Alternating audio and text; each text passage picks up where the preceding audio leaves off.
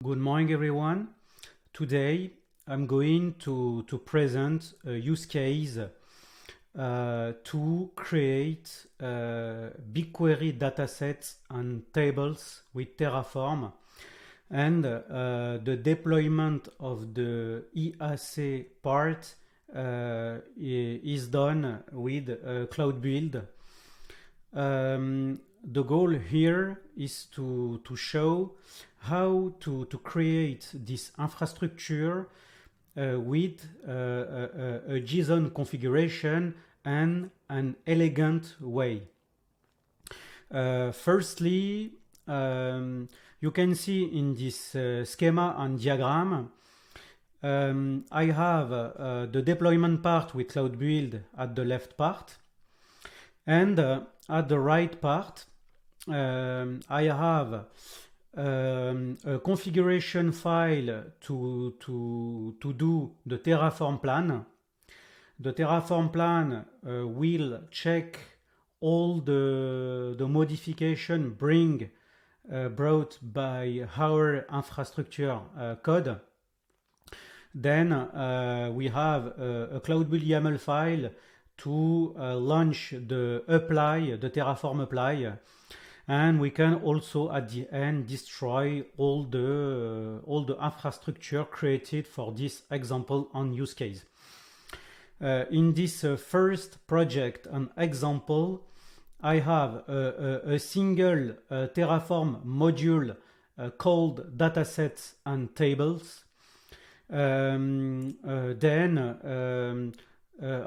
is also TerraGrunt. In a previous video, I showed how to build modular Terraform with the TerraGrunt wrapper, with the concept of dry. But here, the focus is only on the code to create, the Terraform code to create datasets and tables. In a second project, I'm going to show the same use case and example, but with two modules. One module for datasets and the other module for tables.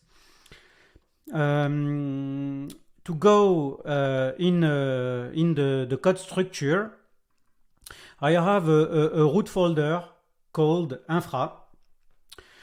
In this root folder, I have my single Terraform module called dataset and tables. I open this Terraform module. I have TerraGrunt to generate the backend TF and the version TF files. Then in my module, I have a JSON configuration file for that contains my dataset and with tables. I have a block, a JSON object with a dataset, and in each dataset I have a list of tables for this dataset. For example, in the first block, I have a dataset called TeamLeague. I have also the needed configuration for my dataset, like the region, the friendly name on the description. Then I have a tables fields for my current dataset. My tables is an array. I can create multiple tables within a dataset. In this example, I have a table with the TeamStatRow ID. I also give the schema path for this table. The schema path is inside the module. I have a resource folder, and in this resource folder I have a schema folder that give the JSON schema for each BigQuery table. For the second dataset, I have a TeamLeague that contains the domain data. The same configuration for the dataset and the same for the tables field. For the first block, I don't have a clustering on fields, and I also don't have some configuration for the partitioning.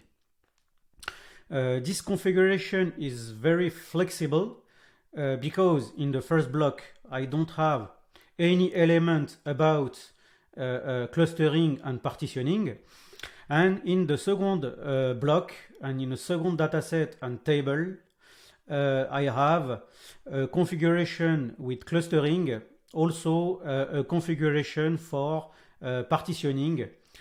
I have a partition on the ingestion date field on day, and my configuration is very readable.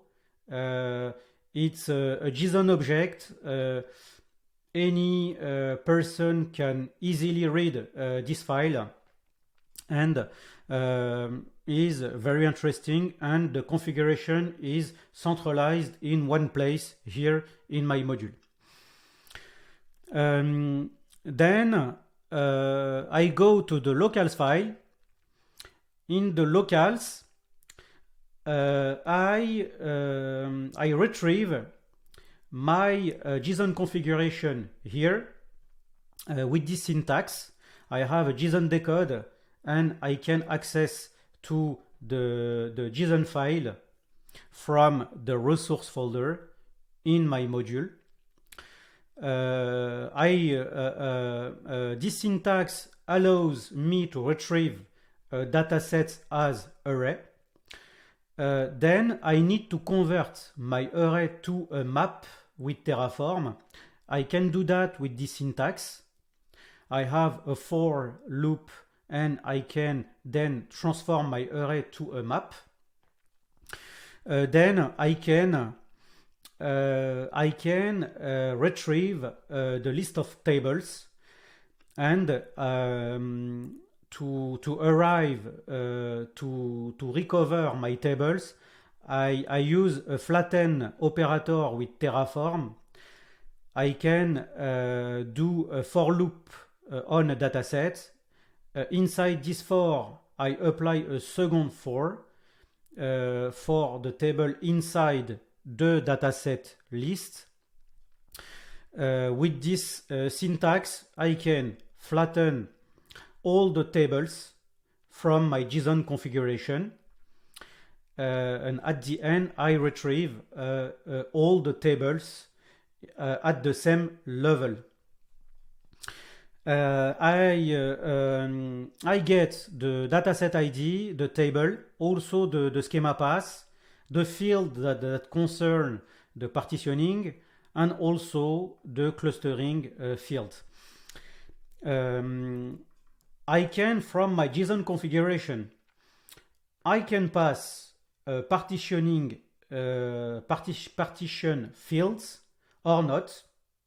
As I showed previously in the first block, I didn't give the partition field, but in the second block I gave the partition fields. To handle the retrieval of partitioning fields and the clustering, with Terraform I can do that with a try operator. With the try operator, if the element exists in my map, it will retrieve this element. But if the element doesn't exist in my map, I can retrieve a default value. In this case, I retrieve the value as null. I have the same logic for the other optional fields. Then I go to my main.tf file. I have a first Terraform resource that creates all the datasets. then I have a second Terraform a resource that allows me to create all the tables. Here I retrieve the dataset as map, and with the for each I can create all the datasets. Then in the second block I access to the tables flattened. I retrieve this element as map in a for each. I added depends on between the dataset and the tables resource. The tables resource depends on the dataset resource.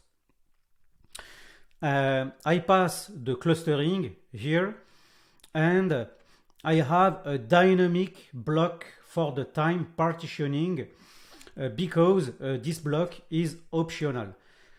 I can have a partitioning on some tables and or not in other tables, as I showed previously. I can do that with a dynamic block and a for each inside this dynamic block. I have, for example, the partitioning type field, and if this field is different from null, I will evaluate the content of the time partitioning block. Otherwise, I will recover an empty array, and in this case, the time partitioning block will be not used and launched. And in this case, my block is dynamic and based on the partition type fields. If this element is given with a value, we will evaluate this block, otherwise not. At the end, I have the schema, and I can access to the schema for my current table. To go again in our configuration, our schema is inside the resource folder schema, and in this path inside the resource folder. And I think it's good for this first module. I will go to the BigQuery and delete the current dataset to recreate them. I will delete this dataset. Delete. Also this dataset. Delete. It remains one dataset to delete. I think it's good. Then I go to my README file. I have some command lines to launch the Terraform plan and apply command from my local machine, and also from Cloud Build triggers. To save time, we will launch the command from my local machine.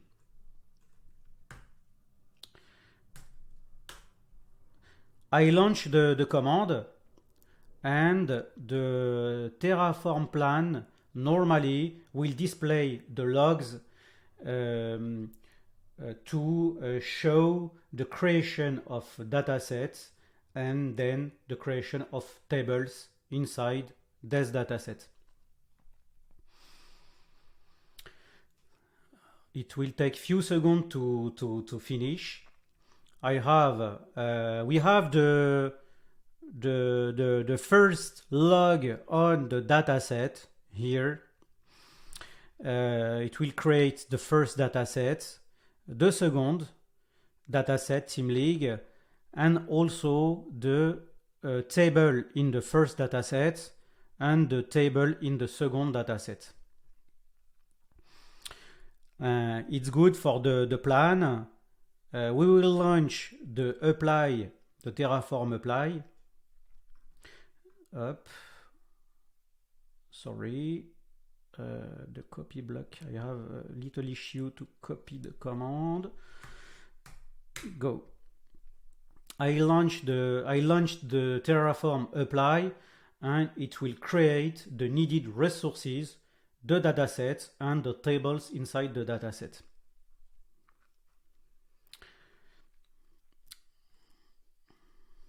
I also have the second approach here.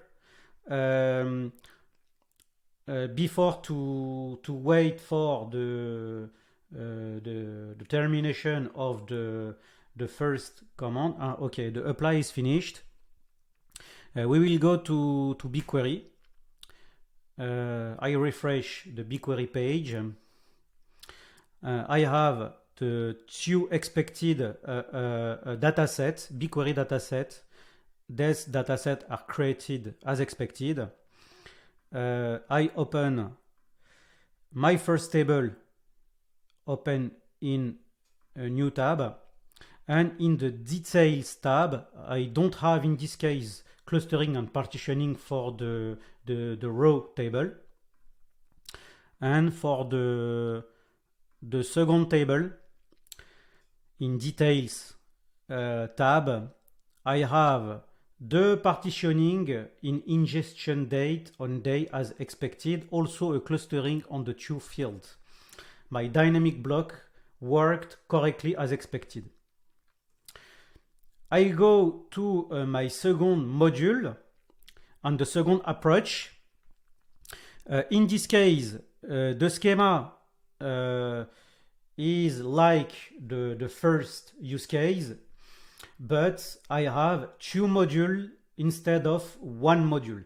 One module to create the dataset, the BigQuery dataset, and another module to create the tables inside the dataset. This second approach is more based on multi-modules, and sometimes we want to separate the responsibilities and the code can be separated for some concern. That's why I wanted to show this different approach on with multi-modules, and the developer can choose the best approach for him regarding the use case and the element and the code separation. It's a choice based on some parameters. But here we wanted to show the two approaches. For the code, in the infra root folder, we have a first module called dataset here, and a second module called tables. At the root of the infra folder, I have the shared resource between the dataset and tables modules. For the first example, we had a single module, and the configuration was inside this single module, but in this case I have two modules, dataset and tables. That's why I put the resource at the root of the infra folder, in order to show that this resource is shared between datasets and tables modules. The configuration is the same as I shown previously for the first module with a single Terraform module. And for the dataset, I have in the TerraGrunt HCL, I import the root TerraGrunt here, and in the locals, I retrieve the dataset array and the dataset as map, as I shown previously. In the main, I have the single Terraform module and the Terraform resource to create the datasets.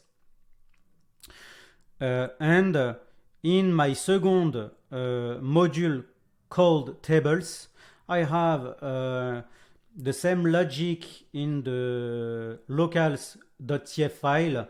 I have the dataset array, the dataset map, also the tables flattened,